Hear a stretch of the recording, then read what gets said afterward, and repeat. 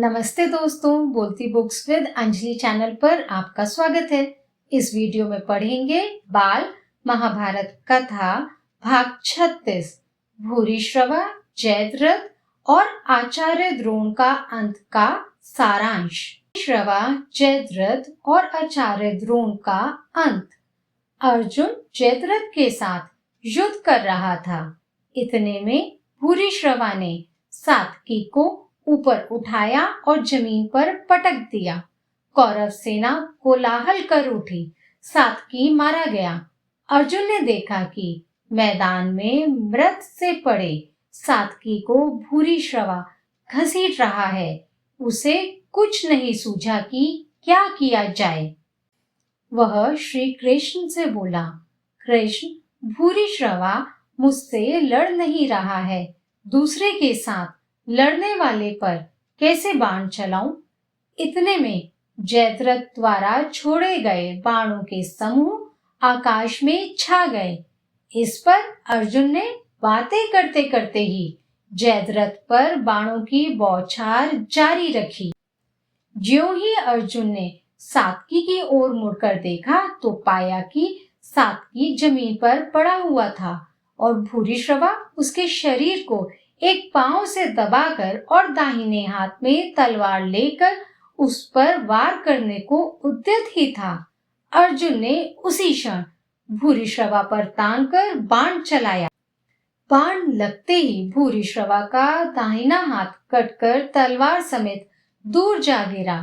भूरिश्रवा ने कृष्ण की निंदा की तो अर्जुन बोला, तुमने मेरे प्रिय मित्र सात्विकी का वध करने की कोशिश की है, जबकि वह घायल और अचेत सा होकर जमीन पर निशस्त्र पड़ा हुआ है। तुमने उसे तलवार से मारना चाहा, जिसके हथियार टूट चुके थे, कवच नष्ट हो चुका था और जिसके लिए खड़ा रहना भी दुर्भर था। ऐसे कोमल बालक अभिमन्यु का वध करके तुम सभी ने विजयोत्सव मनाया था। यह किस धर्म के अनुसार उचित था? अर्जुन का जवाब सुन भूरिश्रवा युद्ध के मैदान में आसन जमाकर बैठ गया। अर्जुन बोला, तुम सब मेरी प्रतिज्ञा जानते हो। मेरे बाणों की पहुंच तक अपने किसी भी मित्र या साथी का शत्रु के हाथों वध न होने देने का प्रण मैंने कर रखा है। इसलिए सात्विकी की रक्षा करना मेरा धर्म था। भूरिश्रवा ने भी शांति से सिर झुकाया और जमीन पर टेक दिया। सब लोगों के मना करते हुए भी सात्विकी ने भूरिश्रवा का सिर धड़ से अलग कर दिया। सात्विकी को सबने धिक्कारा। जिस ढंग से भूरिश्रवा का वध हुआ था उसे किसी ने भी उचित नहीं माना। कौरव सेना को तितर बितर करता हुआ अर्जुन जयद्रथ के पास पहुंच गया। जयद्रथ डटकर लड़ने लगा। उसे हराना अर्जुन के लिए भी आसान न था। बड़ी देर तक युद्ध होता रहा। दोनों पक्षों के वीर सूर्य की ओर बार बार देखने लगे। सूर्यास्त का समय भी नजदीक आने लगा, परंतु जयद्रथ और अर्जुन का युद्ध समाप्त होने का कोई लक्षण नहीं थे।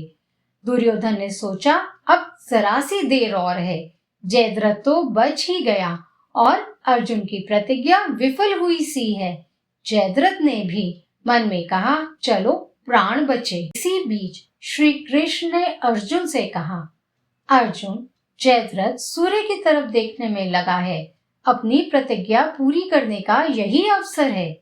श्री कृष्ण के ये वचन सुनते ही अर्जुन के गांडीव से एक तेज बाण छूटा और जयद्रथ के सिर को उड़ा ले गया। श्री कृष्ण ने अर्जुन को चेतावनी दी थी कि जयद्रथ के सिर को जमीन पर नहीं गिरने देना है। अर्जुन ने ऐसा ही किया। जयद्रथ के पिता अपने आश्रम में बैठे संध्या वंदना कर रहे थे कि इतने में जयद्रथ का सिर ध्यानमग्न राजा की गोद में जा गिरा। ध्यान समाप्त होने पर जब पिता की आंख खुली और वह उठे तो जयद्रथ का सिर उनकी गोद से जमीन पर गिर पड़ा और उसी क्षण राजा के सिर के भी 100 टुकड़े हो गए। जब युधिष्ठिर ने जान लिया कि अर्जुन के हाथों जयद्रथ का वध हो गया है, तो युधिष्ठिर दुगने उत्साह के साथ पांडव सेना को लेकर आचार्य द्रोण पर टूट पड़े। 14वें दिन का युद्ध सूर्यास्त के बाद रात को भी होता रहा। घटोत्कच भीमसेन और हिडिंबा का पुत्र था। कर्ण और घटोत्कच में उस रात बड़ा भयानक युद्ध हुआ। कर्ण आपे में ना रहा और इंद्र की दी हुई शक्ति का प्रयोग घटोत्कच पर कर दिया।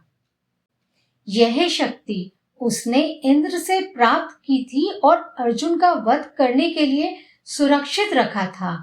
इससे अर्जुन का संकट तो टल गया, परंतु भीमसेन का प्रिय एवं वीर पुत्र घटोत्कच मारा गया। इतने पर भी युद्ध बंद नहीं हुआ। द्रोणाचार्य के धनुष के बाणों की तीव्र बौछार से पांडव सेना के असंख्य वीर कट कट कर गिरते जाते थे। यह देखकर श्री कृष्ण अर्जुन से बोले, कुछ कुचक्र रचकर ही इनको परास्त करना होगा। आचार्य के पास यह खबर पहुंचानी चाहिए कि अश्वत्थामा मारा गया। युधिष्ठिर ने कहा कि यह पाप मैं अपने ही ऊपर लेता हूँ। भीम ने गदा प्रहार से अश्वत्थामा नाम के एक हाथी को मार डाला और द्रोण की सेना के पास जाकर जोर से चिल्लाने लगा कि मैंने अश्वत्थामा को मार डाला है। द्रोणाचार्य ब्रह्मास्त्र का प्रयोग करना ही चाहते थे कि उन्होंने सुना कि उनका पुत्र अश्वत्थामा मारा गया। उन्होंने युधिष्ठिर से पूछा। आचार्य द्रोण को विश्वास था कि युधिष्ठिर झूठ नहीं बोलेंगे।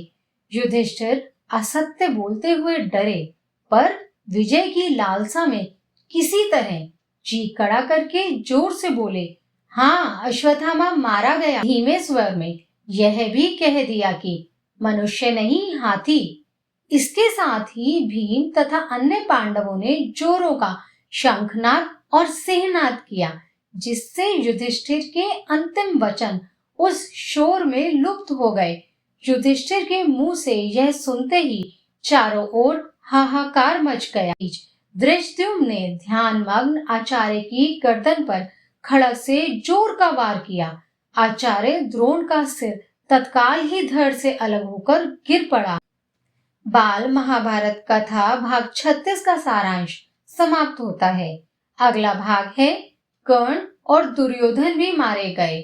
वीडियो देखने के लिए धन्यवाद। Take care, bye bye.